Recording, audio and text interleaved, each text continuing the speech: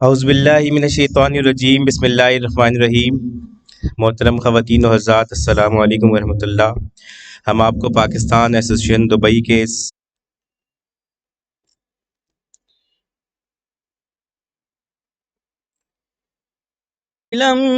من المسجد الحرام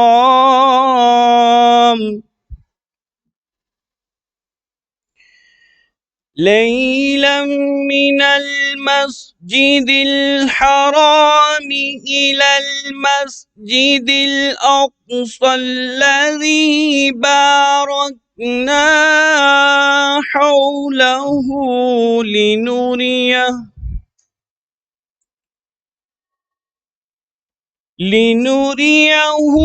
من آياتنا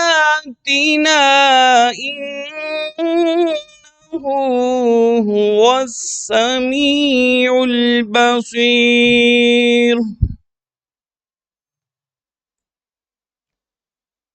صدق اللہ العظیم۔ ترجمہ سماعت فرمائیے۔ پناہ مانگتا ہوں میں اللہ تعالیٰ کی شیطان مردود سے۔ اللہ کے نام سے شروع جو نہایت مہربان اور رحم کرنے والا ہے۔ پاک ذات ہے وہ جو لے گیا ایک رات اپنے بندے کو مسجد حرام سے دور اس مسجد تک جس کے ماحول کو اس نے برکت دی ہے، تاکہ اسے اپنی کچھ نشانیوں کا مشاہدہ کرائے۔ حقیقت میں وہی سب کچھ سننے والا اور دیکھنے والا ہے۔ جزاک اللہ۔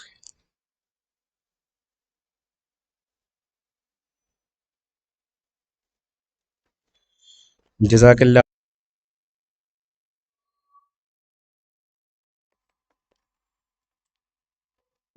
السلام علیکم ورحمۃ اللہ وبرکاتہ۔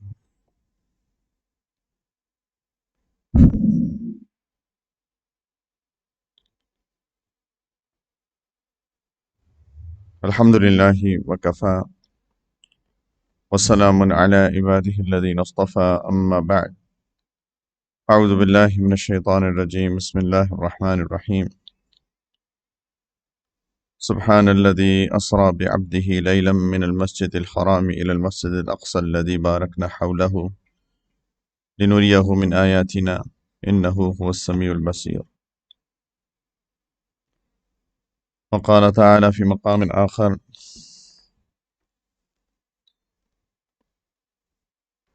بسم الله الرحمن الرحيم، والنجم إذا هوى ما ضل صاحبكم وما غوى وما ينطق عن الهوى إن هو إلا وحي يوحى علمه شديد القوى ذو مرة فاستوى وهو بالأفق الأعلى ثم دنا فتدلى فكان قاب قوسين أو أدنى فأوحى إلى عبده ما أوحى ما كذب الفؤاد ما رأى أفتمارونه على ما يرى ولقد رآه نزلة أخرى عند سدرة المنتهى عندها جنة المأوى إذ يغشى السدرة ما يغشى سبحان ربك رب العزة عما يصفون وسلام على المرسلين والحمد لله رب العالمين۔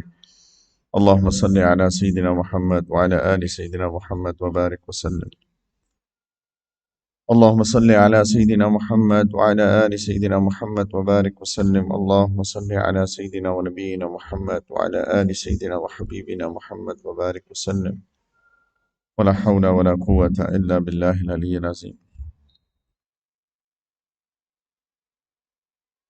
یہ مجھے ٹاپک دیا گیا تھا واقعہ معراج سے جو لیسنز لرنڈ ہیں، اس سے جو ہم نتائج اخذ کرتے ہیں، اس کا اصل پیغام جو ہے، اور مجھے اسپیسیفکلی کہا گیا تھا کہ واقعہ معراج کی تفصیلات کے اندر جانا مقصود نہیں ہے، تو میں اس لیے بات کر رہا ہوں کیونکہ تاکہ آپ لوگوں کو کانٹیکسٹ آف سپیچ پتہ ہو کہ کس کانٹیکسٹ کے اندر یہ بات ہوگی۔ واقعہ معراج اکثر مسلمانوں کو اس چیز کے بارے میں معلوم ہے کہ واقعہ معراج کیا ہے۔ واقعہ معراج اصل میں دو لفظ ہیں، اسراء اور معراج۔ اسراء سفر، رات کے سفر کو کہتے ہیں اسراء عربی زبان کے اندر، اور معراج جیسے کہ اردو زبان میں بھی ظاہر ہے کہ عروج ہونا کسی چیز کا اوپر جانا۔ تو ایک سفر تھا جو اللہ کے رسول صلی اللہ علیہ وسلم کا مسجد حرام سے مسجد اقصیٰ تک تھا، اس کو کبھی اسراء کہا جاتا ہے، جس طرح کی آیت مبارکہ پڑھی گئی اس سے ظاہر ہے۔ اور پھر مسجد اقصیٰ سے عروج ہوا اور ساتوں آسمانوں کے سے دور، اس سے پرے اللہ سبحانہ و تعالی نے نبی کریم علیہ والسلام سے ملاقات کا شرف بخشا، اس کو واقعہ معراج کہتے ہیں۔ کبھی کبھی ان دونوں کو ملا کے اسراء و معراج کہا جاتا ہے۔ لیکن یہ ایک بہت ہی عجیب واقعہ تھا، اور اس سے بہت سارے لیسنز ملتے ہیں، بہت سارے پیغامات ملتے ہیں، اور آج کا مقصد جیسے میں نے عرض کیا کہ ان پیغامات پہ زور دینا ہے، نہ کہ واقعے پہ، although اس کی ضمن میں ان واقعات کی تھوڑی سی ہائی لائٹس تو آئی جائیں گی۔ تھوڑا سا کانٹیکٹ سمجھیں اسراء اور معراج کا، اور بہت ساری چیزیں آپ لوگوں کو پتہ ہوں گی، لیکن ایک چیز بات یاد رکھیے، یہ اس طرح کے پروگرامز جہاں پہ ہیں نبی کریم علیہ والسلام کے بارے میں ہم بات کریں، ایسے پروگرامز ہوتے رہنے چاہیے۔ بہت ساری ایسی جگہ ہیں جہاں پر سیرت کے عنوان پر پچھلے صدیوں سے، میں نام نہیں لیتا جگہوں کا، صدیوں سے کسی نے بتایا کہ تقریباً پچھلے جو وہاں پہ پڑھ کے آئے ہیں، پچھلے 800 سال سے ہر ہفتے سیرت کے عنوان پہ ایک حلقہ ہوتا ہے۔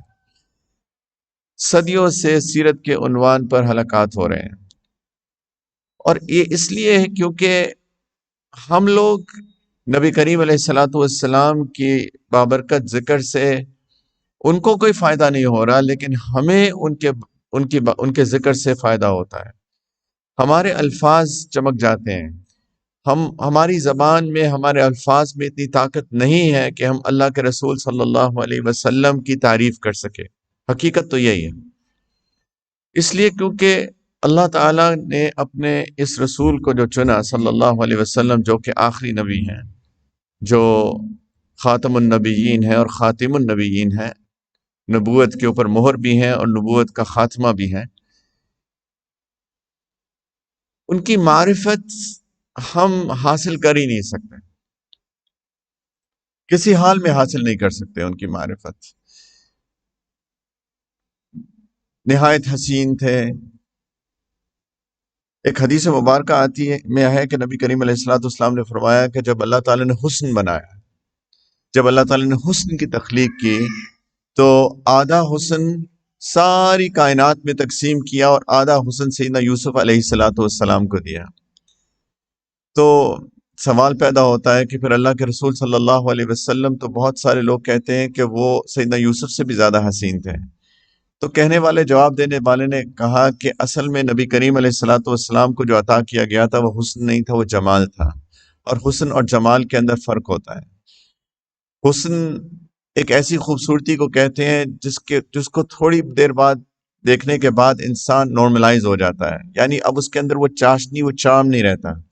لیکن جمال ایک ایسی خوبصورتی ہوتی ہے جس کو جتنی دفعہ بھی دیکھا جائے وہ حسن میں کمی نہیں آتی۔ ان اللہ تعالی جمیل یحب الجمال، ایک حدیث مبارکہ میں آتا ہے کہ اللہ تعالیٰ بھی جمیل ہیں اور جمال کو پسند کرتے ہیں۔ یہ نہیں فرمایا کہ ان اللہ تعالی حسین یحب الحسن، کہ اللہ تعالیٰ حسین ہے اور حسن کو پسند فرماتے ہیں۔ وہ جمیل ہے، اور اللہ کے رسول صلی اللہ علیہ وسلم بھی جمیل تھے۔ اور امام قرطبی رحمۃ اللہ علیہ نے فرمایا کہ اللہ تعالیٰ نے نبی کریم علیہ السلام کا سارا حسن ظاہر ہی نہیں کیا، کچھ پردوں میں پڑا رہ گیا، کہ اگر ان کا سارا حسن ظاہر کر دیا جاتا تو کسی آنکھ میں اتنی تاب نہیں تھی کہ وہ اللہ کے رسول صلی اللہ علیہ وسلم کے حسن کا مشاہدہ کر سکتا، اس کا کلیجہ پھٹ جاتا۔ اسی لیے کچھ کبار صحابہ، جو بڑے صحابہ تھے، وہ کہتے ہیں، ان میں سے کچھ صحابہ کہتے ہیں کہ اگر آپ ہم سے یہ کہیں کہ ہم اللہ کے رسول صلی اللہ علیہ وسلم کو بیان کر سکیں کہ وہ کیسے تھے، تو ہم بیان نہیں کر سکتے، کیونکہ ہمارے اندر کبھی اتنی ہمت ہی نہیں ہوئی کہ ہم نظر بھر کے اللہ کے رسول صلی اللہ علیہ وسلم کو دیکھ سکیں۔ جتنی بھی شمائل کے اندر نبی کریم علیہ الصلوۃ والسلام کی ڈسکرپشن آئی ہے، وہ آپ دیکھیے وہ صغار صحابہ سے مروی ہے جو اس وقت نسبتاً عمر میں چھوٹے تھے. تو ایک ان کی نبی کریم صلی اللہ علیہ وسلم کی معرفت پوری طرح ہم حاصل کر ہی نہیں سکتے، لیکن ایک چیز جو ہم سب کو پتہ ہونی چاہیے، اور انشاءاللہ اس واقعہ معراج کے پیغامات میں سے ایک پیغام یہ بھی ہے کہ نبی کریم صلی اللہ علیہ وسلم کی اللہ تعالیٰ کے نزدیک مقام، ان کی وہ خصوصیت جو کہ تمام انبیاء سے بڑھ کر ہے، یہ سب سے بڑا پیغام ہے واقعہ معراج کا. تو میں بات کر رہا تھا کہ تھوڑا سا کانٹیکس سمجھنا چاہیے معراج کے واقعے پہ. نبی کریم علیہ الصلوۃ والسلام اپنے لوگوں میں جب بڑے ہو رہے تھے تو بہت طرح سے مشہور تھے، لیکن دو القابات جو لوگوں نے ان کو دیے تھے ان کی تعریف میں، وہ ہم سب کو پتہ ہے. وہ ایک ہے صادق اور دوسرا امین. کبھی جھوٹ نہیں بولا اللہ کے رسول صلی اللہ علیہ وسلم نے، اور دوسرا کبھی امانت میں خیانت نہیں کی. وہ لوگوں کے بینک تھے. آج کل جس طرح بینکنگ سسٹم ہوتا ہے کہ آپ پیسے بینک میں سارے لوگ جاتے ہیں، بینک میں پیسے جمع کراتے ہیں، اور بینک کا اگر کوئی لون مانگے اس کو لون دے دیتا ہے، کہیں خرچ کر دیتا ہے. تو اسی طرح بینکس تو ہوتے نہیں تھے، تو سیدنا رسول اللہ صلی اللہ علیہ وسلم ایک طرح سے لوگوں کے بینک تھے. لوگ ان کے پاس امانتیں رکھواتے تھے کہ آپ رکھ لیں، اور لوگوں میں مشہور تھا کہ کبھی امانت میں خیانت نہیں کی. اور یہ بھی اللہ تعالیٰ کی طرف سے تھا کہ اللہ تعالیٰ نے ان کو مشہور کروایا انہی دو القابات سے کہ دیکھو یہ وہ شخص ہے جو صادق ہے اور امین ہے، کبھی جھوٹ نہیں بولتا اور کبھی خیانت نہیں کرتا.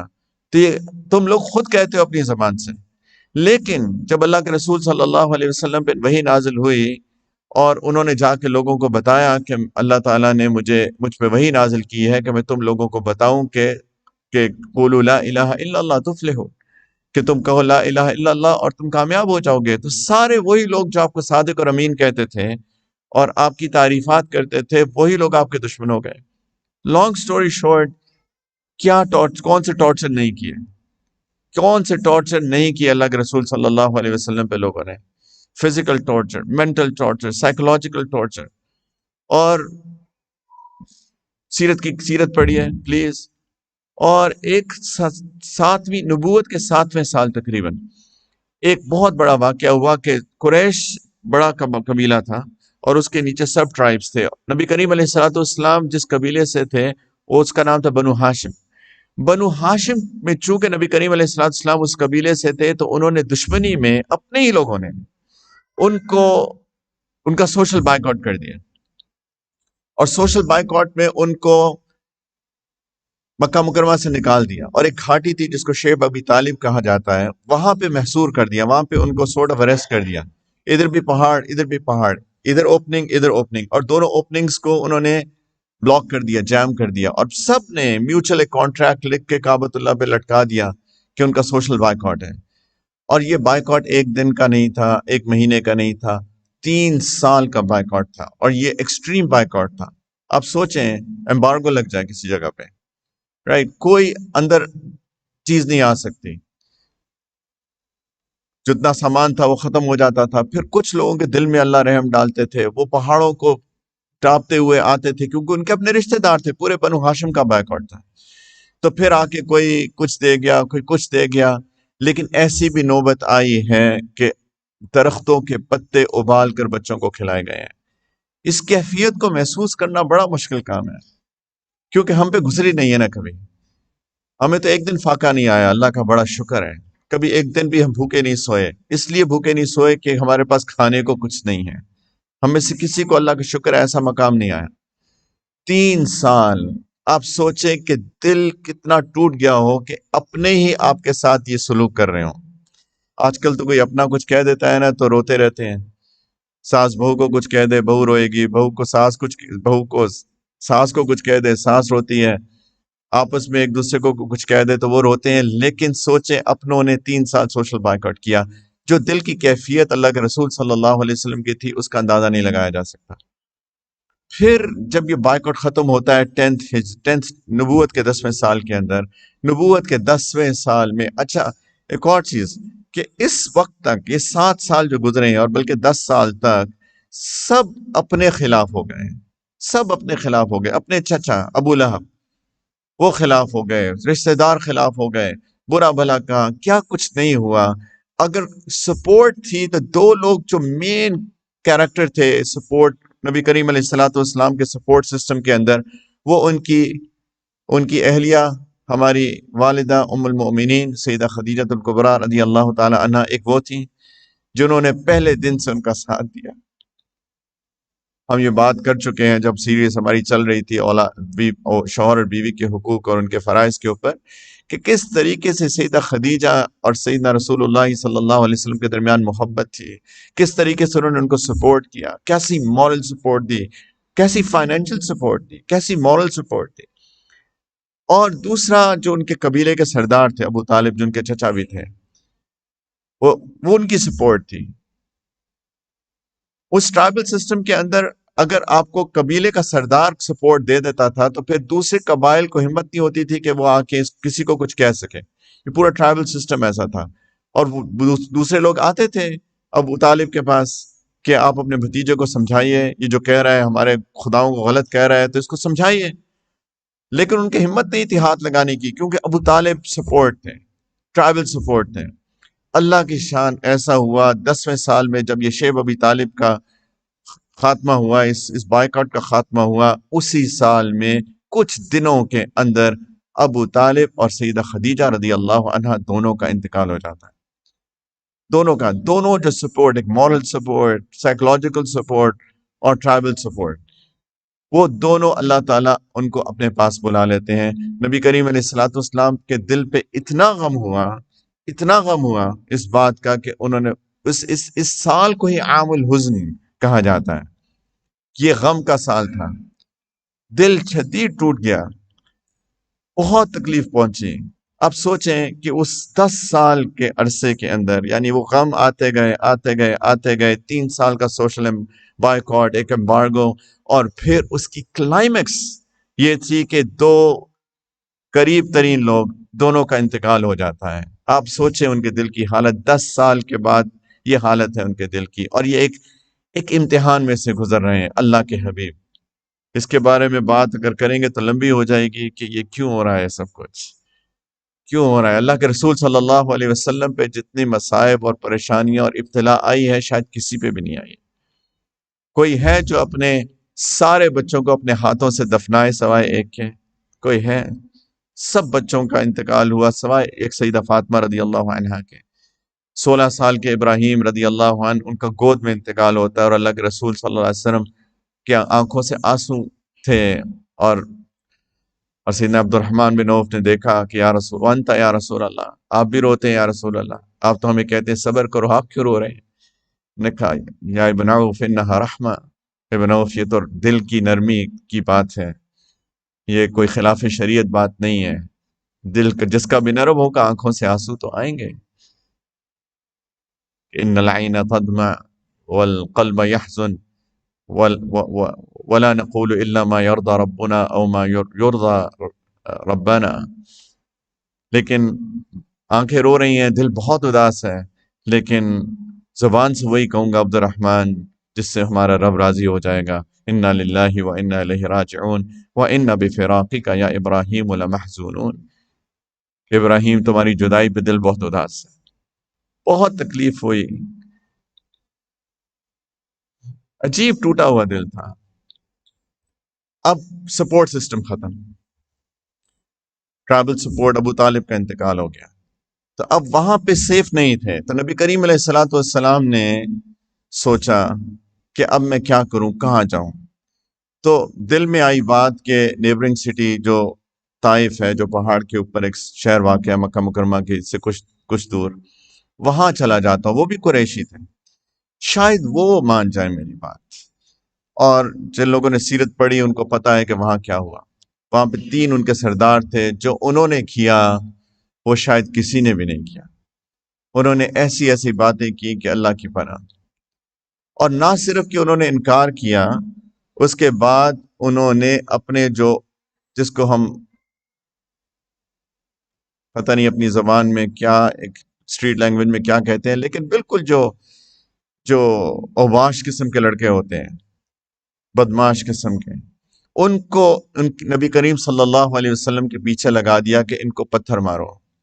اب سوچیں کوئی بندہ ایک ایکسپیکٹیشن کے ساتھ، ایک بہت امید کے ساتھ کہیں جاتا ہے، اور وہاں پہ نہ صرف کہ انکار ہوتا ہے بلکہ وہ پتھر مار رہے ہیں۔ اور نبی سیدنا زید بن حارثہ رضی اللہ تعالی عنہ نبی کریم علیہ الصلوۃ والسلام کے ساتھ تھے، اور وہ پتھر آ رہے ہیں، اور وہ جتنا کوشش کر سکتے تھے انہوں نے کی، ادھر سے بچا رہے ہیں ادھر سے بچا رہے ہیں، خود لہو لہان ہو گئے سیدنا زید، لیکن کتنا بچاتے؟ پتھر تو ہر طرف سے آ رہے ہیں اور نبی کریم علیہ الصلوۃ والسلام کو لگ رہے ہیں، اور خون بہہ رہا ہے، اور پیروں سینڈلز کے اوپر جو ان کے نالین مبارک تھے ادھر جا کے خون جم گیا، عجیب حالت ہو گئی، ڈی ہائیڈریشن ہو گئی، اور ایک انگور کا باغ تھا وہاں جا کے بیٹھ گئے، چلا ہی نہیں جا رہا۔ اب سوچیں کیا دل کی کیفیت ہوگی۔ اور اس وقت اللہ کے رسول صلی اللہ علیہ وسلم نے ایک دعا مانگی تھی جو سب کو پڑھنی چاہیے، یعنی اس کا مطالعہ کرنا چاہیے۔ ایک دل سے دعا نکلی، ایک نبی کی دعا، ایک مسافر کی دعا، ایک ایک اللہ کے محبوب کی دعا، ایک اضطرار والے کی دعا، جس کا دل ٹوٹا ہوا ہے اس کی دعا۔ اور کیا دعا تھی؟ اللہم الیک اشکو ضعف قوتی وقلت حیلتی وہوانی علی الناس یا ارحم الراحمین انت رب المستضعفین الی من تکلنی، کہ اللہ میں اپنی کمزوری کی آپ سے شکایت کرتا ہوں، اور میرے پاس سب اسباب ختم ہو گئے، کچھ نہیں رہ گیا میرے پاس، لوگوں نے مجھے ذلیل کر دیا، یا اللہ میں آپ سے شکایت کرتا ہوں کہ سب رحم کرنے والوں سے زیادہ رحم کرنے والے رب، آپ تو کمزوروں کے رب ہیں، انت رب المستضعفین، آپ نے مجھے کس کے حوالے کر دیا؟ میرے دشمن کے، جو مجھے ذلیل کرے۔ اور پھر فرمایا کہ یا اللہ مجھے پتہ نہیں یہ کیوں ہو رہا ہے میرے ساتھ، اگر تو آپ ناراض نہیں ہے میرے سے تو لا ابالی، مجھے کوئی پرواہ نہیں ہے، لیکن یا اللہ ہوں تو انسان، مجھے عافیت ہی پسند ہے۔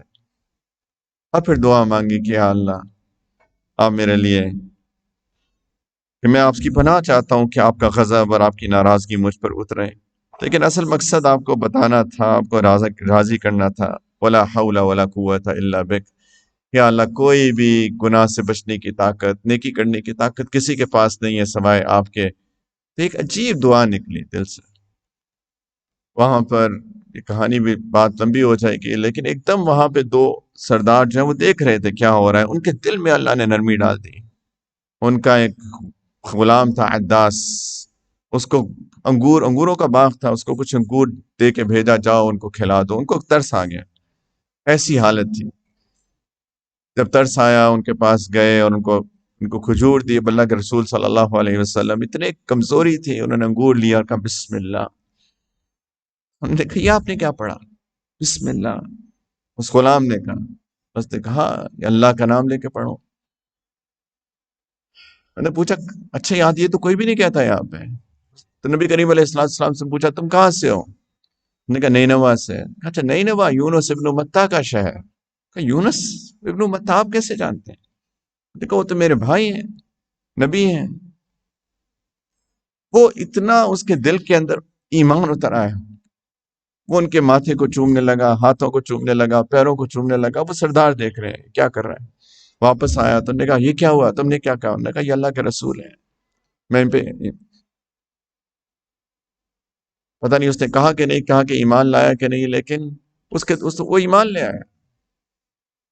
یہاں سے نکلتے ہیں، واپس آتے ہیں مکہ مکرمہ۔ اب میں اس لیے اتنی لمبی کہانی سنائی، معراج تو ابھی شروع نہیں ہوئی، اس لیے سنائی کیونکہ معراج اس کے بعد آئی۔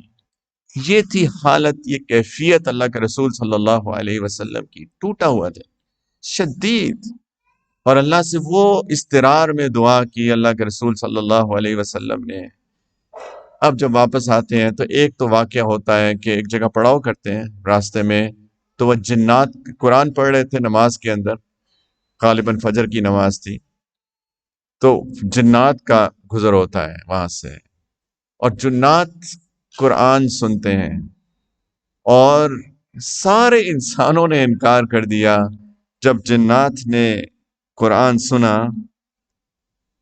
تو انہوں نے وہ ایمان لے آئے، نبی کریم علیہ السلام کو پتہ بھی نہیں چلا، وہ تو اللہ تعالیٰ نے قرآن کے اندر فرمایا وَأُوحِيَ نہیں، وَصَرَفْنَا إِلَيْكَ نَفَرًا مِّنَ الْجِنِّ يَسْتَمِعُونَ الْقُرْآنَ فَلَمَّا حَضَرُوهُ قَالُوا أَنصِتُوا فَلَمَّا قُضِيَ وَلَّوْا إِلَىٰ قَوْمِهِمْ مُنذِرِينَ قَالُوا يَا قَوْمَنَا إِنَّا سَمِعْنَا كِتَابًا أُنزِلَ مِن بَعْدِ مُوسَىٰ مُصَدِّقًا لِّمَا بَيْنَ يَدَيْهِ يَهْدِي إِلَى الْحَقِّ وَإِلَىٰ طَرِيقٍ مُّسْتَقِيمٍ إِلَىٰ آخِرِ الْآيَةِ۔ انہوں نے ایمان لے آئے اور اپنی قوم کو جا کے بھی دعوت دی، جنات کو، کہ دیکھو ہم ایسا قرآن سن کے آئے ہیں جو کہ موسیٰ علیہ السلام کی کتاب کے بعد ایک حق کتاب ہم نے سنی ہے جو ہمیں سیدھے راستے کی طرف دعوت دیتی ہے۔ تو ایک تو اللہ تعالیٰ نے نبی کریم صلی اللہ علیہ وسلم کی دلجوئی کر فرما کے یہ آیات اتاری کہ اے میرے حبیب فکر نہیں کرو، لوگ نہیں سنتے، کوئی اور مخلوق ایمان لے آئیے۔ پھر مکہ مکرمہ گئے تو اب ایسے تو جا نہیں سکتے، کوئی ہے ہی نہیں، ٹرائبل سپورٹ سسٹم ہی نہیں ہے، تو مختلف لوگوں کو پیغام بھیجے، کوئی سپورٹ کرے۔ بالآخر ایک شخص تھا مطعم بن عدی، وہ اس نے سپورٹ کیا، اور خیر تو اس کی وجہ سے مکہ مکرمہ تشریف لے کے آئے۔ اب یہاں پر ایک رات اللہ کے رسول صلی اللہ علیہ وسلم آرام فرما رہے تھے ام ہانی رضی اللہ تعالی عنہا کے گھر کے اندر، اور ایک دم سے آدھا خواب تھا، آدھی آنکھیں کھلی تھیں، آدھی جاگ رہے تھے، ایک دم دیکھا کہ چھت جیسے پھٹتی ہے اور جبرائیل علیہ الصلوۃ والسلام اور دوسرے فرشتے اترتے ہیں اور نبی کریم علیہ الصلوۃ والسلام کو اٹھاتے ہیں اور اٹھا کے مکہ کعبۃ اللہ پہ لے جاتے ہیں اور وہاں پہ حتیم میں لیٹ جاتے ہیں۔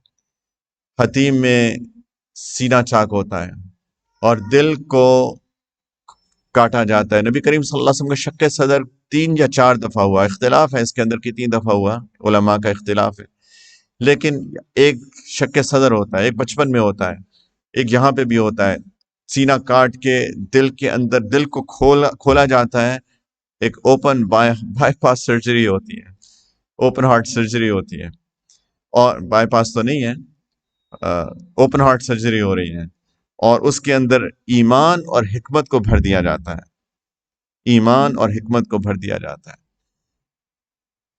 اور پھر یہاں سے ایک میراکلس جرنی ہوتی ہے، وہ اسراء اور معراج کا سفر شروع ہوتا ہے۔ اور جیسے میں نے شروع میں عرض کیا کہ ایک عجیب واقعہ ہے، اور یہ ایک ایسا واقعہ ہے جو کسی نبی کو نہیں ملا، ایک ایسا عروج جو کہ کسی نبی کو نہیں ملا، لیکن ایک پیغام تو یہ ملا جو اللہ تعالیٰ نے قرآن کے اندر بھی فرمایا کہ ان مع العسر یسرا فان مع العسر یسرا ان مع العسر یسرا، کہ ہر مشکل کے بعد آسانی ہے اور ہر مشکل کے بعد آسانی ہے۔ اور کچھ علماء نے اس کی تفسیر میں فرمایا کہ 2 دفعہ اللہ تعالیٰ نے یہ فرمائی ہے بات، تو اس کا مطلب یہ ہے کہ مشکلیں جتنی آتی ہیں اس کے بعد یہ وقت گزر جاتا ہے، اور جب آسانی آتی ہے تو پھر اس سے دوہری آسانی آتی ہے۔ پھر ابتلا کے بعد جب اللہ تعالیٰ عافیت دیتے ہیں تو اس سے بہت کئی گنا زیادہ عافیت دیتے ہیں۔ اس 10 سال کی ٹوٹے ہوئے دل کو اللہ تعالیٰ نے جو عروج دیا ہے وہ کسی انسان کو نہیں ملا ہے، کسی انسان کو نہیں ملا ہے، کسی انسان کو نہیں ملا۔ لیکن ایک اور بات کہ میں نے کہا کہ کچھ چیزیں تفصیل ہو جائے گی کہ کیوں اتنی ابتلا میں اللہ تعالیٰ نے اپنے حبیب کو رکھا۔ ایک بات ضرور کہنا چاہوں گا یہاں پہ کیونکہ اس ٹاپک سے ریلیٹڈ ہے، وہ یہ ہے کہ جب انسان کا دل اتنا ٹوٹ جاتا ہے تو اس کے اندر شدید عاجزی آ جاتی ہے، شدید عاجزی آ جاتی ہے اس کے اندر، اور جب انسان کے اندر عاجزی کی انتہا ہو جاتی ہے تو پھر اللہ تعالیٰ اس کو اٹھاتے ہیں۔ من تواضع للہ رفعہ اللہ، حدیث مبارکہ کا مفہوم ہے کہ جو اللہ کے لیے تواضع اختیار کرتا ہے پھر اللہ اس کو اٹھاتے ہیں، اور جو تکبر میں رہتا ہے، سینہ تان کے چلتا ہے، جس کی گردن جو ہے وہ بادلوں سے اوپر ہوتی ہے، جو لوگوں کو حقارت سے دیکھتا ہے، مال کی وجہ سے، گاڑی کی وجہ سے، گھر کی وجہ سے، اپنی خوبصورتی کی وجہ سے، قد کاٹ کی وجہ سے، اپنے سٹیٹس کی وجہ سے، اللہ تعالیٰ ایک دن اس کو ذلیل کر دیتے ہیں دنیا میں۔ حدیث کا مفہوم ہے۔ یہ اللہ کا اصول ہے اس دنیا کے اندر. جو بھی فرعون بنتا ہے پھر اس کا حشر فرعون جیسا ہوتا ہے. تو جو بھی اللہ کے لیے تواضع اختیار کرتا ہے پھر اللہ اس کو اٹھاتے ہیں. اور شدید عاجزی اللہ تعالیٰ نے اس وقت تک نبی کریم صلی اللہ علیہ وسلم کی اس دعا سے ہی ثابت ہے. یہ جو میں نے ابھی دعا آپ کو بتائی جس کا تھوڑا سا مفہوم طائف کے سفر کے بعد شدید عاجزی آ گئی، اچھی ٹوٹ گیا دل. پھر اللہ تعالیٰ نے اٹھایا، پھر اللہ تعالیٰ نے اٹھایا. اور جب اللہ تعالیٰ نے اس واقعے کا ذکر فرمایا قرآن کے اندر، جو آیت مبارکہ کی تلاوت کی گئی، سبحان الذی اسرا بعبدہ لیلا من المسجد الحرام الى المسجد الاقصى الذی بارکنا حولہ لنوریہ من آیاتنا، کہ سبحان الذی، پاک ہے وہ ذات، ہر عیب سے پاک ہے وہ ذات. یہ کوئی ایسا ہی اس کو چھوٹا واقعہ مت سمجھنا، یہ اس رب کی طرف سے ہے جو ہر عیب سے پاک ہے. پاک ہے وہ ذات الذی اسرا بعبدہ، یہ نہیں فرمایا اسرا بنبیہ یا اسرا بحبیبہ، کہ جس نے جو اپنے عبد کو لے گیا اس رات کے ایک حصے میں. اسرا بعبدہ لیلاً، اسرا کا مطلب ہی رات کا سفر ہوتا ہے، لیکن ساتھ میں لیلاً کا ذکر بھی فرمایا کہ رات کا ایک چھوٹا سا حصہ تھا. وہ رات کا ایک چھوٹا سا حصہ تھا. کچھ روایات میں آتا ہے جب نبی کریم علیہ السلام اس پورے واقعے کے بعد واپس تشریف لاتے ہیں تو ان کا بستر ابھی تک اس کی گرمی موجود تھی. بعبدہ، اپنے بندے کو. سبحان اللہ. ایک سب سے بڑا واقعہ انسانیت کی تاریخ میں ہو رہا ہے. ایک انسان کو وہ عروج مل رہا ہے جس کا کوئی تصور بھی نہیں کر سکتا، اور اللہ تعالیٰ جو لقب دے رہے ہیں اس انسان کو، وہ کہہ رہے ہیں اللہ اپنے بندے کو لے گیا. تو اس کا کیا مطلب ہوا کہ اللہ کے نزدیک جو سب سے بڑا ٹائٹل ہے، یہ کس کا ہے؟ یہ واپس لے جائیں. جزاک اللہ، شکریہ. اللہ تعالیٰ کے نزدیک جو سب سے بڑا ٹائٹل ہے بسم اللہ، وہ عبد ہے، اللہ کا بندہ بن کے رہیے.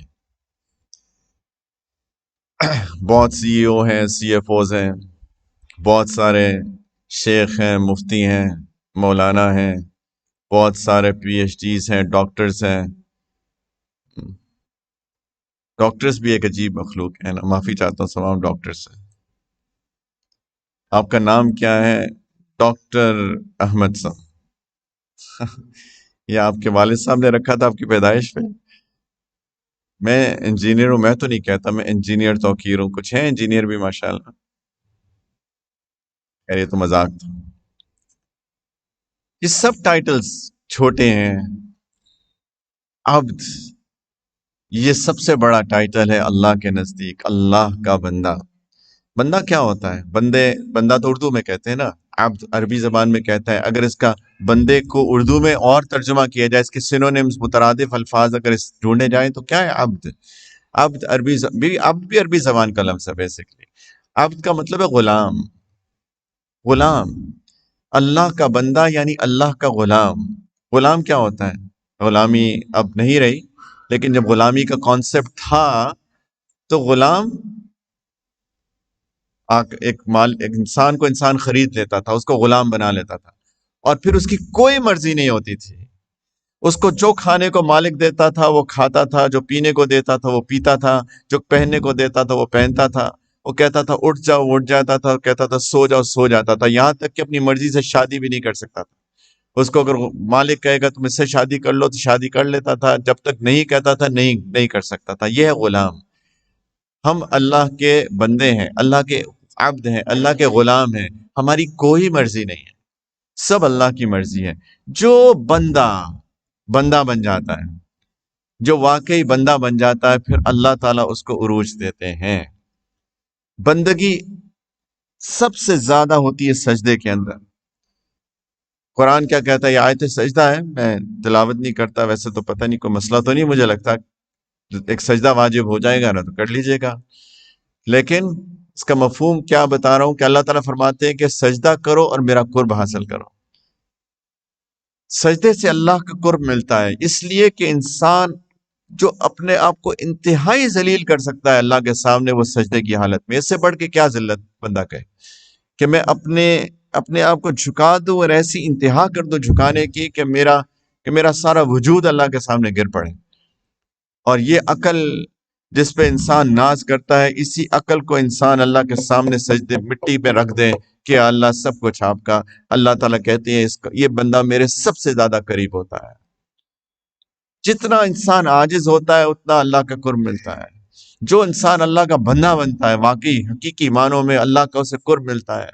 یہ پیغام اگر ہم صرف لے کے چلے جائیں، صرف یہ نہیں، ویسے دو پیغامات، ایک تو یہ پیغام اور دوسرا پیغام تو سبحان الذی اسریٰ بعبدہ، الپاک ہے وہ ذات جو اپنے بندے کو، اپنے عبد کو لے گیا اس ایک رات کے چھوٹے سے حصے میں، لیلاً من المسجد الحرام الی المسجد الاقصی، مسجد حرام سے مسجد اقصی تک، مسجد حرام سے مسجد اقصی تک، الذی بارکنا حولہ، وہ مسجد اقصی جس کے ماحول کو، جس کے ارد گرد کو ہم نے مبارک بنایا ہے، جس میں برکتیں رکھی ہیں، لنریہ من آیاتنا، تاکہ ہم اس اپنے عبد کو، اپنے بندے کو، اپنے حبیب کو اپنی نشانیوں میں سے کچھ نشانیاں دکھائیں، لنریہ من آیاتنا، اللہ کی ان لامحدود نشانیوں میں سے کچھ نشانیاں اپنے بندے کو خاص طور پہ دکھائیں۔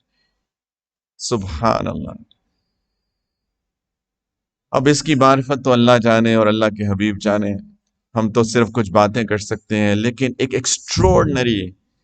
ایکسٹراورڈنری واقعہ ہوا۔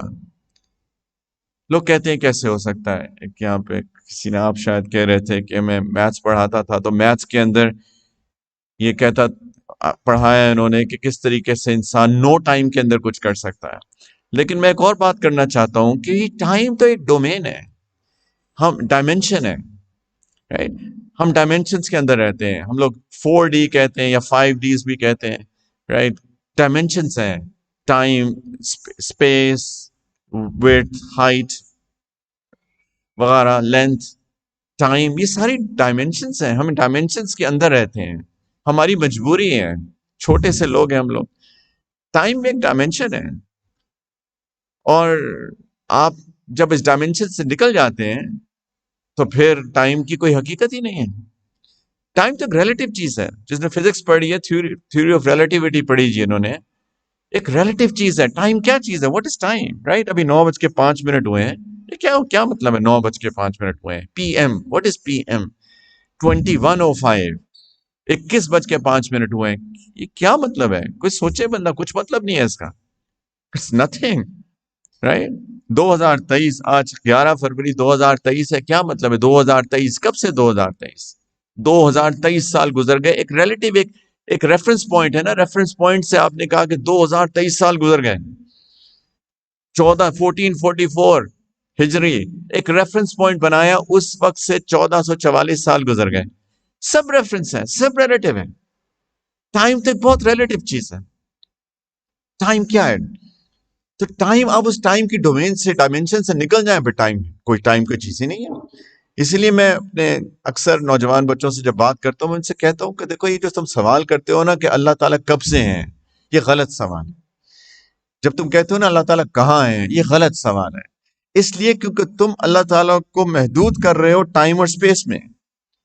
جب کہتے ہو نا کب سے ہیں، سنس وین اللہ تعالیٰ ہیز بین، تو سنس وین تو ایک ٹائم ہے، تو اللہ تعالیٰ تو کریٹر آف ٹائم ہے، ٹائم سے باہر نکل کے بات کرو، یہ غلط سوال ہے۔ جب تم ٹائم سے باہر نکل جاتے ہو تو ہر چیز ایک ہو جاتی ہے۔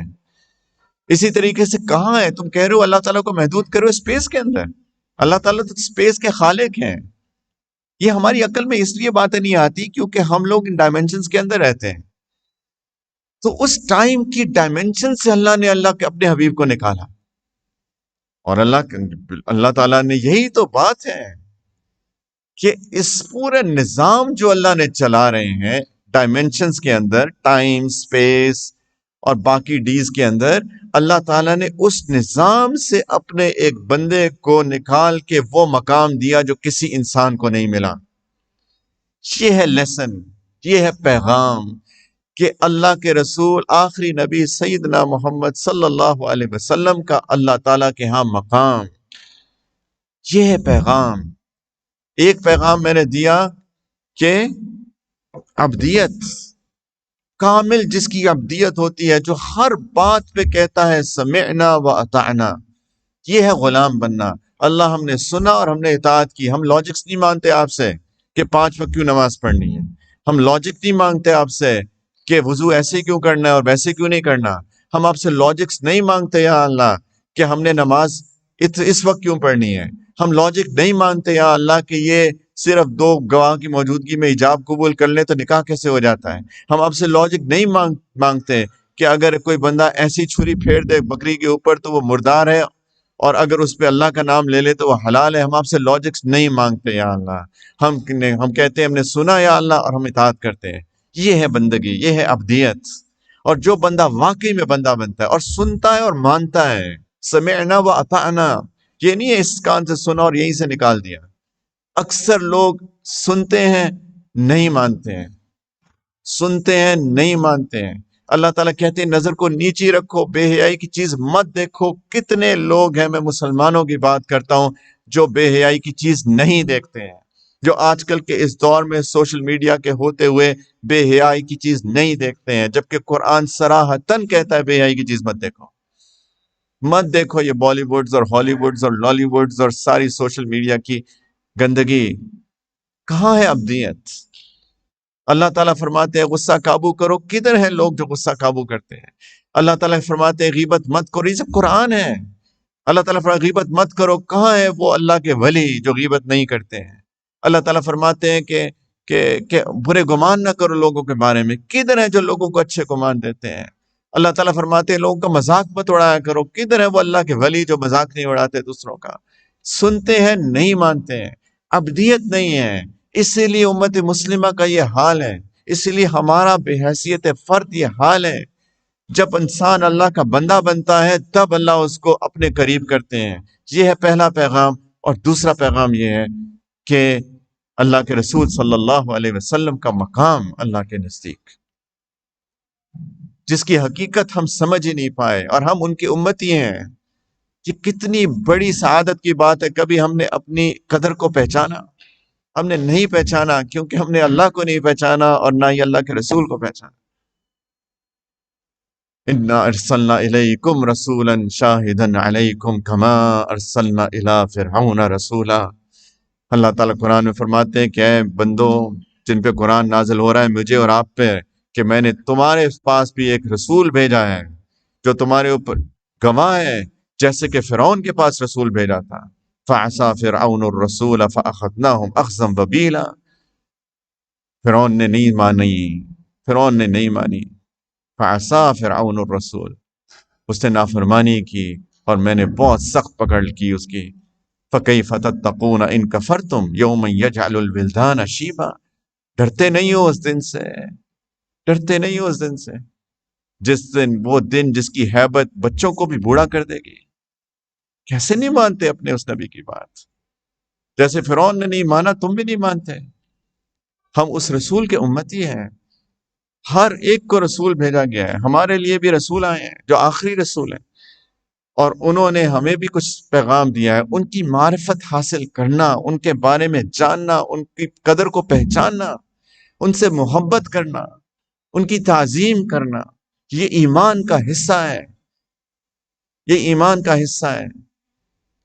اللہ کے رسول صلی اللہ علیہ وسلم نے فرمایا تم میں سے کوئی شخص مومن ہو ہی نہیں سکتا جب تک کہ میری محبت اس کے دل میں اپنی والدین، اپنی اولاد اور سارے لوگوں سے زیادہ نہ ہو جائے۔ وہ ایمان والا ہو ہی نہیں سکتا، اس کا ایمان کامل نہیں ہو سکتا۔ اللہ تعالیٰ نے نبی کریم صلی اللہ علیہ وسلم کو ایک سواری آئی، براق، اس پہ بیٹھے سیدنا جبریل علیہ السلام ساتھ تھے، اور جیسے میں نے کہا کہ واقعہ بتانا آج کا مقصود نہیں تھا، لیکن اللہ کے ان بتاتے گئے یہاں پہ آئیے 2 رکعت پڑھیے، یہاں بھی 2 رکعت پڑھیے، یہاں بھی 2 رکعت پڑھیے۔ مدینہ منورہ اتارا، یثرب کھجوروں کی جگہ تھی، سیدنا موسیٰ علیہ السلام سے جہاں اللہ تعالیٰ نے خطاب کیا تھا وہاں پہ اتارا، سیدنا عیسیٰ علیہ السلام کی جائے پیدائش پہ اتارا، پھر مسجد اقصیٰ پہنچ گئے، اور مسجد اقصیٰ پہ وہ براق کو باندھا گیا، اور دیکھا کہ سارے نبی صف بنا کے کھڑے ہیں، سارے نبی صف بنا کے کھڑے ہیں، امام کی جگہ خالی ہے۔ سیدنا جبریل علیہ السلام نے نبی کریم صلی اللہ علیہ وسلم کا ہاتھ پکڑا اور امام کی جگہ پہ لا کے کھڑا کر دیا کہ آپ امامت کرائیے۔ کہ یہ کون ہے؟ کہ یہ سارے انبیاء ہیں جو اللہ نے بھیجے ہیں۔ اسی لیے نبی کریم علیہ السلام کو امام الانبیاء بھی کہا جاتا ہے کہ وہ تمام نبیوں کے امام بنے۔ نبی کریم علیہ السلام نے وہاں ان کو 2 رکعت پڑھائی۔ اس سے پتہ چلا کہ امام الانبیاء بھی ہیں اور سید المرسلین بھی ہیں، تمام نبیوں کے سردار بھی ہیں، کیونکہ امام آئیڈیلی اسپیکنگ تو ساری قوم کا سردار ہوتا ہے۔ یہ اور بات ہے کہ ہم اپنی مسجد کے امام کو کوئی فوقیت نہیں دیتے، بڑی بدقسمتی کی بات ہے، پورا نظام ہی اوپر نیچے ہو گیا ہے، لیکن وہ سردار ہوتا ہے، وہ امام کا ٹائٹل ہی امام کا مطلب ہے لیڈر، تو وہ سید المرسلین بھی ہیں اور امام الانبیاء بھی ہیں۔ یہ ایک بہت شرف کی بات ہے، یہ ایک وہ مقام اللہ نے نبی کریم علیہ السلام کو دیا۔ اب سوچئے وہ ٹوٹا ہوا دل، والضحیٰ واللیل اذا سجا ما ودعک ربک وما قلی۔ اللہ آپ سے بالکل ناراض نہیں ہے، اللہ نے آپ کو بالکل نہیں چھوڑا۔ وَلَلْآخِرَةُ خَيْرٌ لَكَ مِنَ الْأُولَىٰ، جو آگے آنے والا وقت ہے وہ پہلے سے بہتر ہے میرے حبیب۔ یہ تو پرانی بات ہے، ایک دفعہ پہلے بھی بہت دل ٹوٹا تھا تو اللہ نے وہاں بھی تسلیاں دی تھی، ایک اور یہ ایسی تسلی مل رہی ہے یہاں پہ۔ اور پھر وہاں پر ایک روایت کے مطابق ایک سیڑھی اتاری گئی، دوسرے روایت کے مطابق براق ہی پہ گئے، لیکن جو زیادہ مضبوط ہے وہ یہ کہ ایک سیڑھی اتاری گئی اور وہاں سے اللہ کے رسول صلی اللہ علیہ وسلم، سیڑھی نما ٹائپ، اس کی متشابہات میں سے ہم اس کی حقیقت تو نہیں سمجھ سکتے کہ کیا ایگزیکٹلی تھی، لیکن اللہ کے رسول صلی اللہ علیہ وسلم کا یہاں سے یہ اسراء کا سفر تھا، اب معراج شروع ہوتی ہے، اور پہلا آسمان اور دوسرا آسمان اور تیسرا آسمان اور چوتھا آسمان اور پانچواں آسمان اور چھٹا آسمان اور ساتواں آسمان، اور ہر آسمان پہ ایک ایک نبی سے ملاقات ہوتی ہے اللہ کے رسول کی صلی اللہ علیہ وسلم، اور چھٹے آسمان پہ سیدنا موسیٰ تھے علیہ السلام، اور ساتویں پہ اللہ کے خلیل تھے سیدنا ابراہیم علیہ السلام، جو بیت المعمور کے پاس بیٹھے ہوئے تھے۔ بیت المعمور فرشتوں کا کعبہ ہے جہاں فرشتے طواف کرتے ہیں،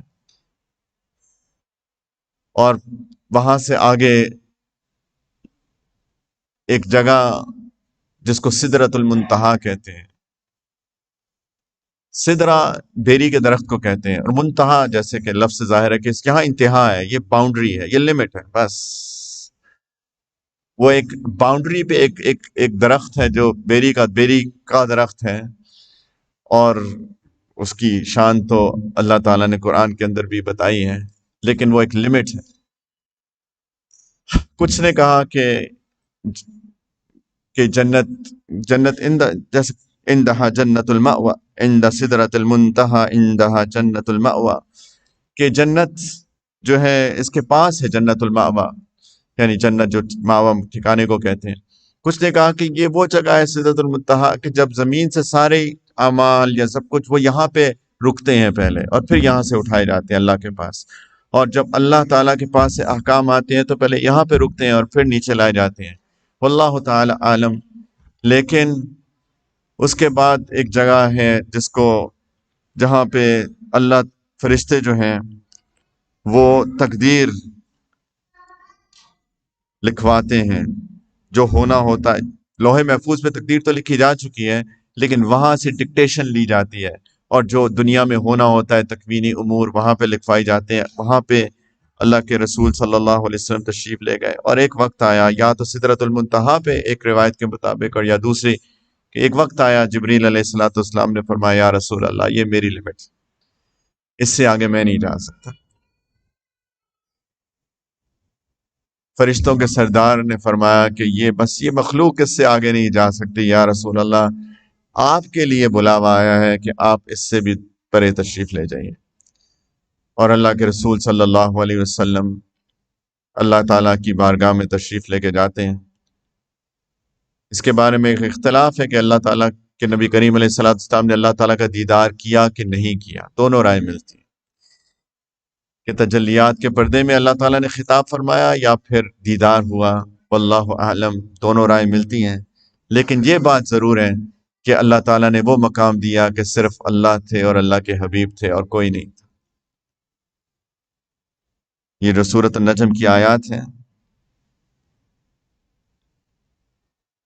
ثم دنا فتدلى فكان قاب قوسين او ادنى، کہ جبریل علیہ الصلوۃ والسلام قریب آئے اور جھکے یہاں تک کہ 2 کمانوں کے فاصلے کے برابر قریب آ گئے، بلکہ اس سے بھی زیادہ۔ اور کچھ نے کہا کہ یہ اللہ، یہ دونوں تفسیریں اس کی ملتی ہیں کہ کچھ نے کہا کہ یہ قربت اللہ اور اللہ کے حبیب کی تھی، فکان قاب قوسین او ادنا، کہ 2 کمانیں جیسے ملتی ہیں اتنے قریب یا اس سے بھی کم، اس سے بھی زیادہ۔ اور پھر اللہ تعالیٰ نے ایک عجیب بات فرمائی، فَأَوْحَىٰ إِلَىٰ عَبْدِهِ مَا أَوْحَىٰ، کہ اللہ نے اپنے بندے کو وہ وحی نازل کی جو اس نے نازل کی۔ کیا بات، ایک سیکرٹ باتیں ہوئیں، اللہ تعالیٰ نے بتایا ہی نہیں کہ میں نے اپنے بندے سے کیا راز و نیاز کی۔ فَأَوْحَىٰ إِلَىٰ عَبْدِهِ مَا أَوْحَىٰ، اللہ نے اپنے بندے پہ وہ وحی کی جو اس نے کی۔ ما کذب الفؤاد ما روا، یہ کوئی جھوٹ نہیں ہے، جو کچھ انہوں نے دیکھا دل نے اس کو سمجھنے میں کوئی غلطی نہیں کی، ایسا نہیں ہے کہ سمجھ ہی نہیں آئی کیا ہو رہا ہے، سب پتا تھا کیا ہو رہا ہے۔ افتمارونہ علی ما یری، کیا تم جھگڑ رہے ہو اس بات کے بارے میں جو انہوں نے دیکھا؟ وَلَقَدْ رَآهُ نَزْلَةً أُخْرَىٰ، انہوں نے فرشتے کو ایک اور مرتبہ بھی دیکھا، عند سدرۃ المنتہیٰ، اس سدرۃ المنتہیٰ کے پاس، عندہا جنت المأویٰ، جس کے پاس جنت مأویٰ ہے، اذ یغشی السدرۃ ما یغشی، اس بیر کے درخت پہ وہ چیز چھائی ہوئی تھی جو اس پر چھائی ہوئی تھی، پتنگے تھے سونے کے عجیب۔ کچھ نے کہا کہ وہ فرشتے تھے جو سونے کے پتنگے کی شیپ لے کے اللہ کے رسول صلی اللہ علیہ وسلم کے دیدار کے لیے جمع ہو گئے تھے۔ یہاں پر میرے بھائیوں بہنوں بچوں بچیوں، اللہ تعالیٰ نے اپنے اس حبیب کا اکرام کر کے اپنے پاس وہ شرف بخش کے جو کہ کسی انسان کو نہیں بخشا۔ ظاہری بات ہے کہ گھر بلاتا ہے تو پھر اکرام میں تحفے بھی دیتا ہے، تو 3 تحفے عطا کیے میرے اور آپ کے لیے، ان میں سے ایک 50 نمازیں۔ اللہ تعالیٰ نے فرمایا کہ امت کے لیے 50 نمازیں فرض کی ہیں میں نے۔ کیا بات کہ یہ امت تو، اے میرے حبیب، آپ کی امت کو یہ میں انعام دیتا ہوں کہ 50 دفعہ ہر روز میرے سامنے سجدے کرے گی اور میرا قرب حاصل کرے گی، یہ آپ کے لیے ہے میرے حبیب۔ سورۃ البقرہ کی آخری 3 آیات دی گئی اور ایک بشارت دی گئی کہ توحید، جو بھی توحید پہ ہوگا وہ بالآخر جنت میں ڈالا جائے گا۔ یہ 3 انعامات دیے گئے۔ نبی کریم صلی اللہ علیہ وسلم کے لیے خوشی کا کیا مقام ہوگا تو یہ تو وہی جانتے ہیں۔ خیر، ملاقات ختم ہوتی ہے، واپس تشریف لا رہے ہوتے ہیں، 7ویں آسمان پہ پہنچتے ہیں۔ سیدنا ابراہیم علیہ السلام کچھ نہیں کہتے، وہ اللہ کے خلیل تھے۔ وَاتَّخَذَ اللَّهُ إِبْرَاهِيمَ خَلِيلًا، بہت گہری دوستی ہوتی ہے نا، اس کو وہ ہوتی ہے خلت۔ کچھ نہیں کہا، دوستی ہوتی ہے۔ لیکن سیدنا موسیٰ علیہ السلام 6 آسمان پہ تھے، وہ کلیم اللہ تھے، اللہ تعالیٰ سے انہوں نے کلام کیا تھا، بات کی تھی اس دنیا میں، اور اس محبت میں ایک دفعہ فرمائش کر بیٹھے تھے کہ یا اللہ مجھے اپنا دیدار تو کرائیے، اور اللہ تعالیٰ نے فرمایا تھا لن ترانی، نہیں دیکھ سکتے۔ یا اللہ، بہت ضد کی، یہ ناز ہوتا ہے جب محبت میں کبھی کبھی ڈفرینٹ ریلیشن شپس ہوتے ہیں، ایک ناز و نخرہ بھی ہوتا ہے، یہ محبت کا ایک انداز ہوتا ہے۔ نہیں یا اللہ میں نے دیکھنا ہے، اللہ تعالیٰ فرما رہے نہیں دیکھ سکتے، یا اللہ میں نے دیکھنا ہے۔ اچھا، میں اپنی تجلی اس پہاڑ پہ ڈالتا ہوں، اگر برداشت کر گیا تو مجھے بھی تم دیکھ سکتے ہو۔ اللہ تعالیٰ نے تجلی ڈالی اور وہ طور کا پہاڑ ریزہ ریزہ ہو گیا، اور موسیٰ غش کھا کے گر پڑے۔ سبحان اللہ۔ بسا لینا کسی کو دل میں، دل ہی کا کلیجہ ہے، پہاڑوں کو تو بس آتا ہے جل کر طور ہو جانا۔ وہ نہیں برداشت کر سکے اللہ کی تجلی کو۔ انہوں نے پوچھا کہ میں تو دیدار نہیں کیا، یہ اللہ کے حبیب دیدار کر کے آئے ہیں، پوچھو تو صحیح احوال۔ پوچھا کیا ہوا؟ اللہ کے رسول صلی اللہ علیہ وسلم نے فرمایا 50 نمازیں ملی ہیں تحفے میں۔ نے کہا نہیں برداشت کر سکے گی آپ کی امت، میں ایکسپیرینسڈ ہوں، تجربے سے بتاتا ہوں، آپ جائیے تخفیف کے لیے۔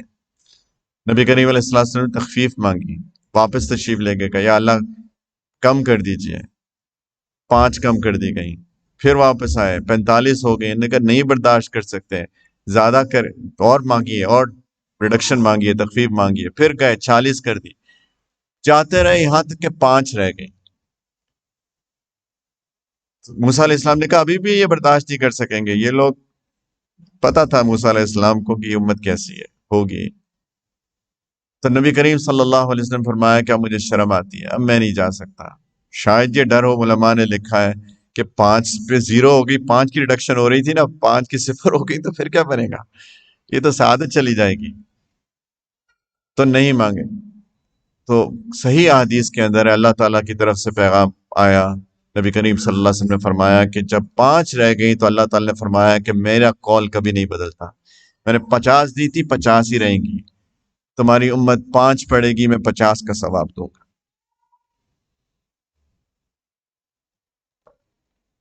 کتنی بدبختی ہے ایک نماز چھوڑ دینا، کتنی بدبختی ہے ایک نماز چھوڑ دینا۔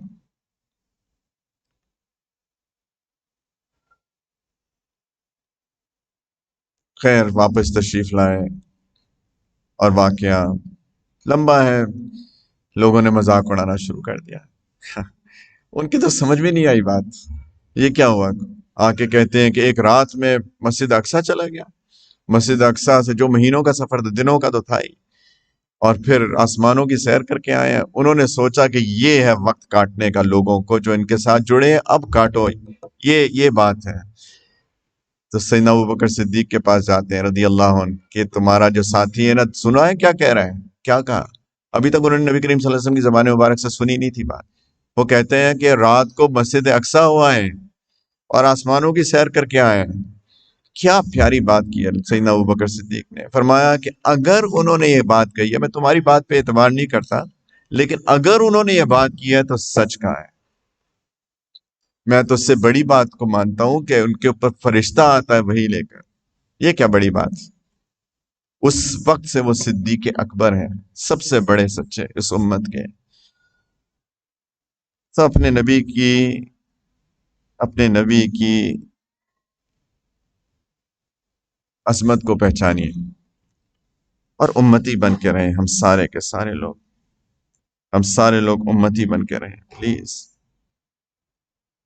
یہ 2 پیغام جو لے کے چلا جائے گا نا انشاءاللہ۔ رجب کا مہینہ ہے، کچھ نے کہا رجب میں ہوئی ہے 15 رجب کو، اس کے اندر اختلاف ہے، زیادہ جمہور قول یہی ہے کہ یہ معراج جو ہے وہ رجب کے اندر ہوئی ہے، لیکن یہ کوئی 27 رجب کو، معافی چاہتا ہوں 27 رجب کو، تو لیکن یہ کوئی پکی بات نہیں ہے، نہ اس کو منانے کی کوئی احادیث کے اندر کوئی فضیلت آئی ہے کہ اس کے اندر کچھ عبادت کی جائے یا حلوے بانٹے جائیں، اس طرح کی کوئی بھی کسی بھی قسم کی کوئی شریعت اور سنت کے اندر اس کی ترغیب بھی نہیں آئی، نہ ہی اس کو کرنے کو کہا گیا ہے۔ لیکن انشاءاللہ اگر ہم اسراء اور معراج کے ان پیغامات کو، جس کی وجہ سے یہ آج کی بات ہوئی ہے، اور اللہ تعالیٰ جزائے خیر دیں پیڈ والوں کو کہ انہوں نے بالکل صحیح موضوع کا انتخاب کیا کہ پیغام سمجھا جائے۔ ہم لوگ سٹوری ٹیلرز نہیں ہیں، سٹوریز پتہ ہونی چاہیے، ہمیں سیرت پتہ ہونی چاہیے، لیکن صرف کہانیاں سن کے اور اپنے بچوں کو سنانا مقصود نہیں ہے۔ مقصد یہ ہے کہ پیغام کیا ملا، یہی پیغام ملا ہے، اللہ کے پورے بندے بنے، کامل بندے ہیں۔ سورۃ البقرہ کی آخری 3 آیات کو پلیز تفسیر سے جا کے پڑھیے، جو اللہ تعالیٰ نے تحفہ دیا ہے ان کو پڑھیے، ان کو کہ اللہ کی طرف سے تحفہ آیا ہے نا، تو کیا ہے اس کے اندر، اور ان کو یاد کر لیجیے، اور ان کو صبح شام کم از کم دن میں 1 دفعہ اس کی تلاوت کر لیا کیجیے۔ اللہ کی طرف سے تحفہ آیا ہے، اللہ کے رسول صلی اللہ علیہ وسلم پہ دن رات درود بھیجا کیجیے۔ جو 1 دفعہ درود بھیجتا ہے اللہ تعالیٰ اس پہ 10 رحمتیں نازل کرتے ہیں، اور ان کی بات مانیے، اپنی امتی ہونے پہ ایک پراؤڈ فیل کیجئے، اللہ کا شکر بھی ادا کیجئے کہ اللہ تعالیٰ نے ہمیں اس امت میں بھیجا ہے، یہ بہت بڑا انعام ہے۔ لیکن اس انعام کی وہ جو قدر کرے گا وہی اللہ کے رسول صلی اللہ علیہ وسلم کی شفاعت بھی پائے گا انشاءاللہ۔ تو چھوٹا منہ بڑی بات تھی، حق ادا نہیں کر سکتے، جیسے میں نے شروع میں کہا، یہ حق ادا کر ہی نہیں سکتے، لیکن اللہ کرے کہ اللہ تعالیٰ اس کچھ الفاظ کی برکت سے ہم سب پہ برکتیں نازل فرمائے، اور اللہ تعالیٰ اس محفل کو اپنی بارگاہ میں قبول کر کے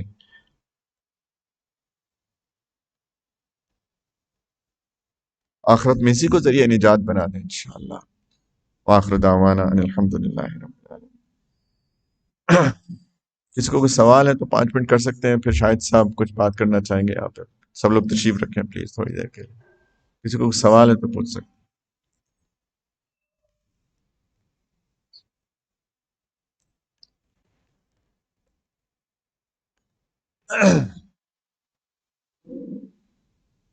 کسی کو کوئی سوال نہیں؟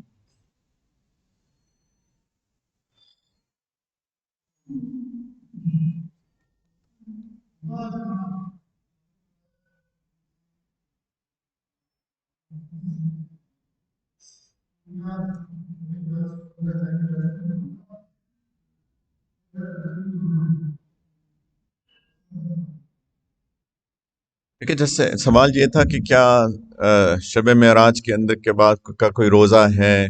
جیسے میں نے عرض کیا کہ کوئی بھی مخصوص عبادت نہیں ہے، اس دن کو کبھی بھی صحابہ نے نہیں منایا، کسی نے بھی نہیں منایا امت میں اسلاف میں سے، تو اس کے اندر کوئی بھی خاص عبادت نہیں ہے بالکل۔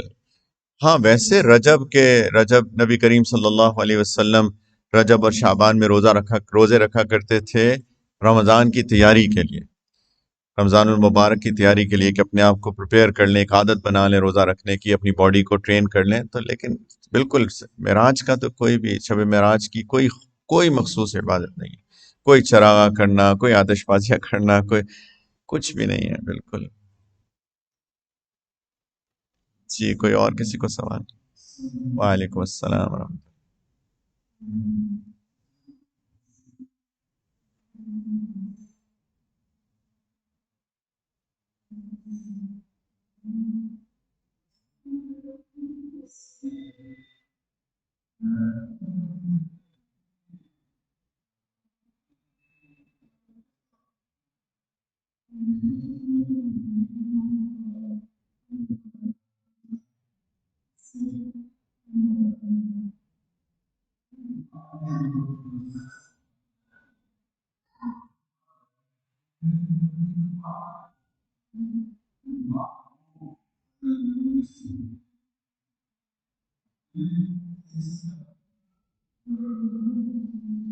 یہ سوال یہ ہے کہ میں ریپیٹ کر دوں کہ میں نے عرض کیا تھا کہ نبی کریم علیہ الصلوۃ والسلام کا دل سینہ چیرا گیا تھا، اس کو شق صدر کہتے ہیں، صدر سینے کو کہتے ہیں، شق کرنا، پھاڑنا، سینے کو چیرا گیا تھا، اور دل کے اندر یہاں پر مختلف شق صدر ہوئے، اور مختلف شق صدر میں مختلف چیزیں ہوئی۔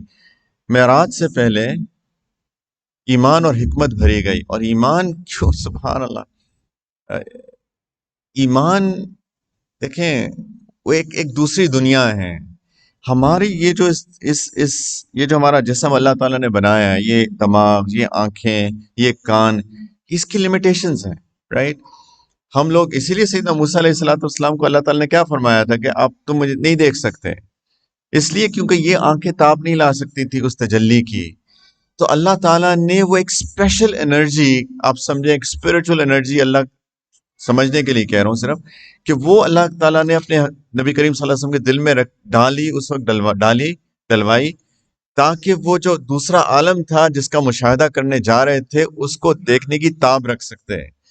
ایک چیز جیسے میں نے کہا، میں نے واقعہ ذکر نہیں کیا، اللہ کے رسول صلی اللہ علیہ وسلم کو جنت بھی دکھائی گئی، جہنم بھی دکھائی گئی، اور بہت چیزیں دکھائی گئی ہیں، بہت لِنُرِيَهُ مِنْ آیاتنا، تاکہ ہم اپنی نشانیوں میں سے کچھ نشانیاں اپنے اس بندے کو دکھائیں۔ وہ سارا کچھ جو دیکھا گیا وہ اس آنکھوں میں تو تاب ہے ہی نہیں اس کی، رائٹ؟ تو اس لیے سوال آپ کا یہ ہے کہ سائنس کہتی ہے جی دماغ کے اندر چیزیں ہوتی ہیں، پہلی بات تو یہ میموری کی بات ہی نہیں ہو رہی۔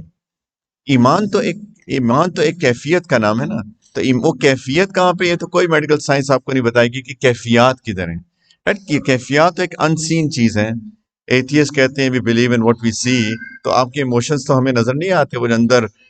ایموشنز کیا چیز ہیں؟ رائٹ. کوئی میڈیکل سائنس کا میرے خیال یہ ٹاپک ہی نہیں ہے. تو یہ بات کرنا کہ عقل کے اندر ہے یہ تو بالکل ٹھیک بات نہیں ہے. یہ تو کیفیت کی بات ہے. ایمان ایک کیفیت کا نام ہے، حکمت ایک کیفیت کا نام ہے.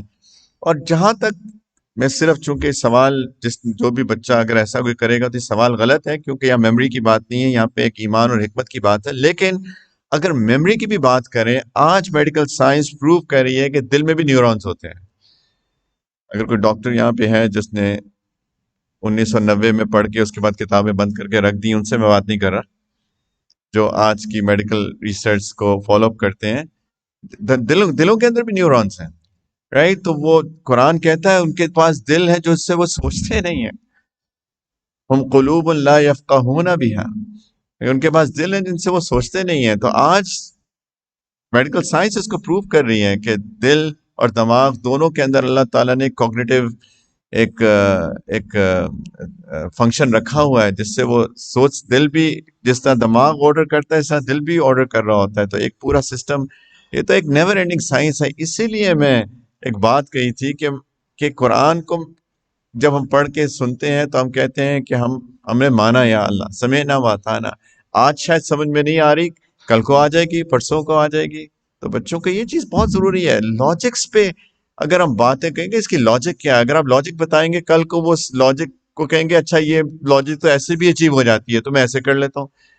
تو اس لیے ایمان تو ایمانیات ہوتی ہیں. لیکن اینی وے یہ تو ساری سائنٹیفک پروفس بھی ہیں. آخری ایک سوال کوئی کسی کو اگر ہے جی.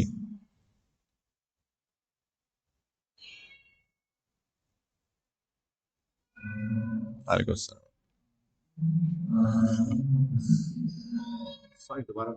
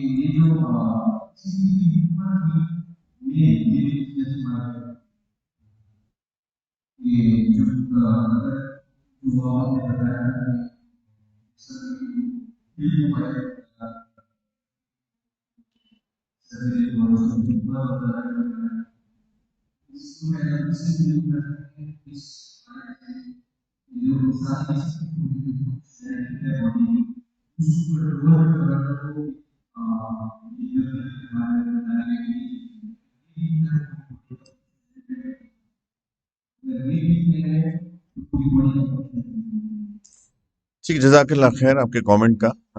پہلی بات یہ آیت نہیں ہے، حدیث کا مفہوم ہے، قرآن میں نہیں ہے یہ بات جو آپ نے فرمائی کہ بنو آدم کے دل میں کے جسم میں ایک گوشت کا ٹکڑا ہے، جب وہ ٹھیک ہوتا ہے تو سارا جسم ٹھیک ہوتا ہے، جو خراب ہوتا ہے تو سارا جسم خراب ہوتا ہے. وہ دل ہے. یہ حدیث مبارکہ کے الفاظ ہیں، قرآن نہیں ہے. لیکن وہی بات، وہ تو پھر ایمانیات پہ آ گئی نا بات. وہ تو سوال ان کا اس کے سائنٹیفک اس کے اوپر تھا. لیکن چھوڑیں اس بات کو، اس کے اوپر کیا بات کرنی. جزاکم اللہ خیر. ویسے آپ کے کامنٹ کا بالکل آپ کی بات ٹھیک ہو سکتی ہے، لیکن اس پہ تفصیل میں جانے کی ایسی کوئی ضرورت نہیں ہے انشاءاللہ. ٹھیک ہے. ٹھیک ہے، جزاکم اللہ. شاہد صاحب اچھا آپ ٹھیک، میں ادھر ہی رہوں کہ نیچے چلا جاؤں؟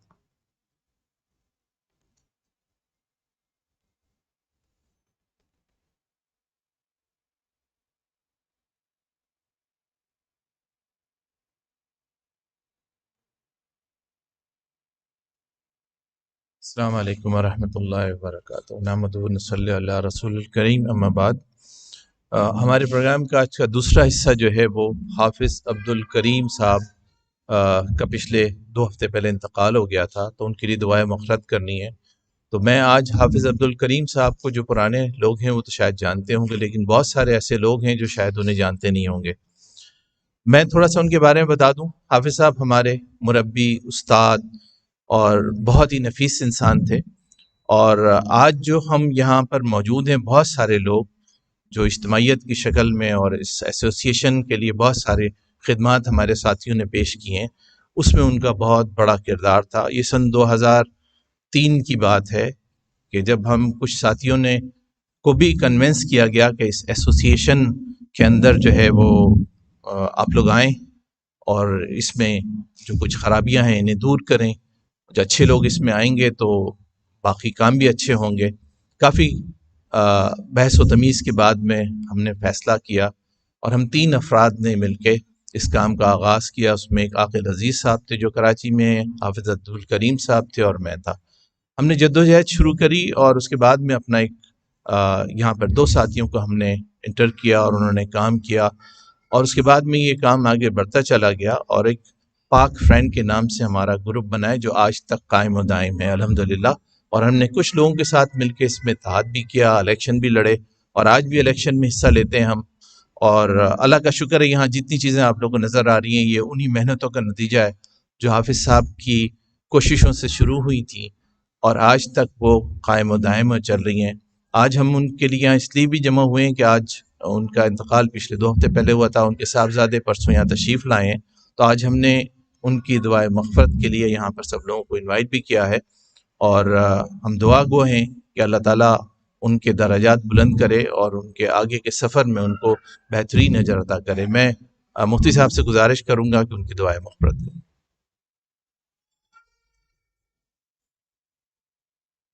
دعا کر لیتے ہیں۔ الحمدللہ رب العالمین، الصلاۃ والسلام علی اشرف الانبیاء والمرسلین، جز اللہ عنا سیدنا محمد صلی اللہ علیہ وسلم وآلہ۔ یا حی یا قیوم برحمتک نستغیث، یا حی یا قیوم برحمتک نستغیث، یا حی یا قیوم برحمتک نستغیث۔ سمعنا واطعنا غفرانک ربنا والیک المصیر۔ ربنا ظلمنا انفسنا وان لم تغفر لنا وترحمنا لنكونن من الخاسرین۔ لا الہ الا انت سبحانک انا كنا من الظالمین۔ یا ارحم الراحمین و یا اکرم الاکرمین و یا رب المستضعفین۔ یا ارحم الراحمین، یا اللہ ہماری اس مجلس کو قبول فرما لیجئے۔ میرے مولا، ہم آپ کے حبیب ہمارے آقا سیدنا محمد صلی اللہ علیہ وسلم کی تعریف میں اور یا اللہ ان کے بارے میں بات کما حقہ ادا نہیں کر سکے۔ یا اللہ اس جرم عظیم کو معاف کر دیجئے میرے مولا۔ لیکن یا اللہ جو بھی ٹوٹی پھوٹی بات ہوئی میرے مولا، ہمیں کمزور سمجھتے ہوئے یا اللہ اپنی بارگاہ میں قبول فرما کے اس کو ہمارے لیے ذریعہ نجات بنا دیجئے، دنیا اور آخرت کی برکتوں کا سبب بنا دیجئے۔ یا اللہ ہمارے دلوں کے اندر اپنی سچی محبت عطا فرما دیجئے، نبی کریم علیہ السلام کی جانثار محبت عطا فرما دیجئے، اپنے کلام پاک کی محبت عطا فرما دیجئے، نیک لوگوں کی محبت عطا کر دیجئے، نیک اعمال کی محبت عطا کر دیجئے۔ یا ارحم الراحمین، نفاق سے بری کر دیجئے، ایمان کی کیفیات عطا فرما دیجئے، یقین عطا فرما دیجئے، علم کا نور عطا فرما دیجئے، عمل کی توفیق عطا فرما دیجئے۔ یا اللہ ہمیں، ہمارے بچوں، ہماری نسلوں کی حفاظت فرما لیجئے، ہمارے گھر والوں کی، ہمارے والدین پہ رحم فرمائیے۔ رب ارحمہما کما ربیانی صغیرا۔ یا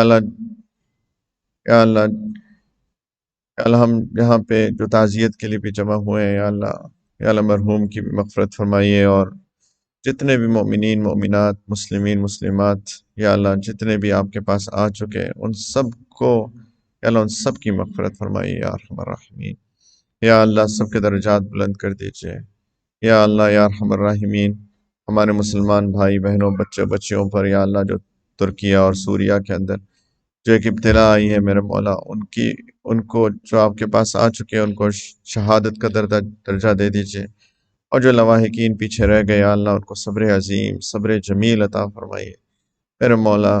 بہت سخت ابتلا ہے میرے مالک، یا اللہ ان کی اس مشکل وقت میں ان کی مدد فرمائیے، اور یا اللہ ہم کو بھی توفیق عطا فرمائیے کہ ہم یا اللہ ان کی جس طرح بھی خدمت کر سکیں ہم خدمت کر سکیں، ان کو دعاؤں میں ہمیں توفیق عطا فرمائیے کہ ان کے لیے دعا کر سکیں، اور یا اللہ اس دعاؤں کو اپنی بارگاہ میں قبول بھی فرمائیے۔ یا اللہ اس کے بعد ان کو کسی اور ابتلا میں مت ڈالیے میرے مولا۔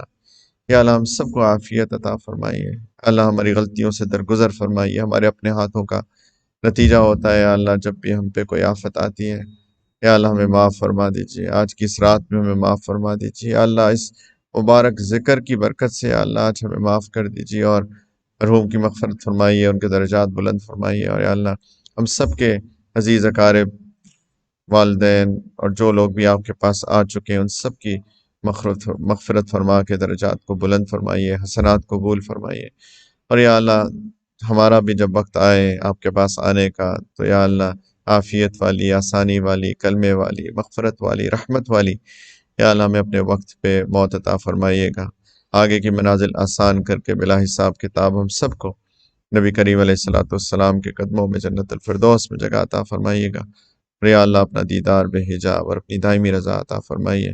ربنا تقبل منا انك انت السميع العليم وتب علينا انك انت التواب الرحيم صلی اللہ علی النبی الکریم الحمد للہ۔ جزاکم اللہ خیر، السلام علیکم ورحمۃ اللہ۔ ابھی عشاء کی نماز ہوگی انشاءاللہ، جنہوں نے نہیں پڑھی ہم لوگ